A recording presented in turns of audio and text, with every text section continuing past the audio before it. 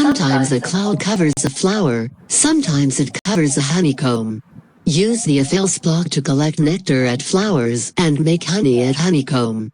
Remember, if there is a flower, the bee only needs to get nectar once.